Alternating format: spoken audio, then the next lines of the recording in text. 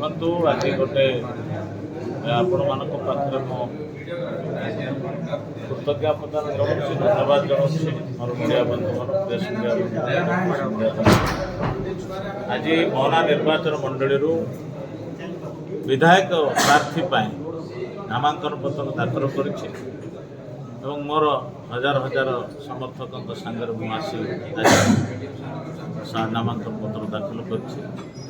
ତେଣୁ ଆପଣମାନଙ୍କ ମାଧ୍ୟମରେ ମୋର ମୋହନା ନିର୍ବାଚନ ମଣ୍ଡଳୀର ସମସ୍ତ ମୋର ଭୋଟରଦାତା, ସେମାନେ ମୋର ଭଗବାନ, ସେମାନେ ମୋର ଈଶ୍ୱର। ତେଣୁ ସେମାନେ ନିଶ୍ଚିତ ଭାବରେ ଦାଶରଥୀ ଗମାଙ୍କୁ ପୁଣି ଥରେ ଆଉ ଥରେ ମୋହନା ନିର୍ବାଚନ ମଣ୍ଡଳୀକୁ ଜିତେଇକି ଆଣିବେ ବୋଲି ଆଶା ଓ ଭରସା ରଖିଛି। ଏ ବିଶ୍ୱାସ ମୋର ଅଛି।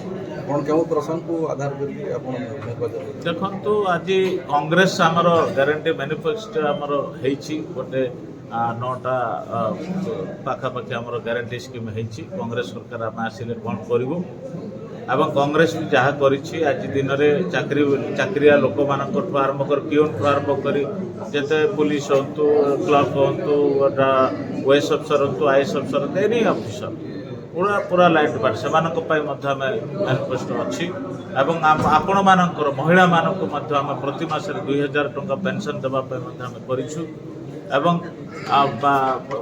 ଯେଉଁମାନେ ରୋଜଗାର ଯେଉଁ ପାଠଶାଠ ପଢ଼ିଲା ପରେ ଚାକିରି ପାଇକରି ସେ ଚାକିରି ପାଇନାହାନ୍ତି, ସେମାନେ ଦାଦନ ଖଟିବା ପାଇଁ ତାମିଲନାଡ଼ୁ, ମାଡ୍ରାସ, ହାଇଦ୍ରାବାଦ ଯାଉଛନ୍ତି, ସେମାନେ ନ ଯିବା ପାଇଁ ତାଙ୍କ ପାଇଁ ମଧ୍ୟ ଆମେ କିଛି ଅଞ୍ଚଳରେ କିଛି ଫ୍ୟାକ୍ଟ୍ରିର ବ୍ୟବସ୍ଥା କରିବୁ ଏବଂ ତା ସାଙ୍ଗରେ ରୋଜଗାର କ୍ଷମତା ପାଇଁ ତାଙ୍କୁ ଆନୁଷଙ୍ଗିକ ପେନ୍ସନ୍ ଦେବା ପାଇଁ ମଧ୍ୟ 3000 ଟଙ୍କା ଆମେ ପେନ୍ସନ୍ ଦେବା ପାଇଁ ମଧ୍ୟ ବ୍ୟବସ୍ଥା କରିଛୁ ଏବଂ କୃଷକମାନଙ୍କର ମଧ୍ୟ ଧାନ କ୍ୱିଣ୍ଟାଲ ପିଛା 3000 ଟଙ୍କା ବୋନସ୍ ସାଙ୍ଗରେ ତାଙ୍କୁ ଦେବା ପାଇଁ ମଧ୍ୟ ବ୍ୟବସ୍ଥା କରାଯାଇଛି ଏବଂ କୃଷକ ଋଣ ବି ଛାଡ଼ କରାଯିବ।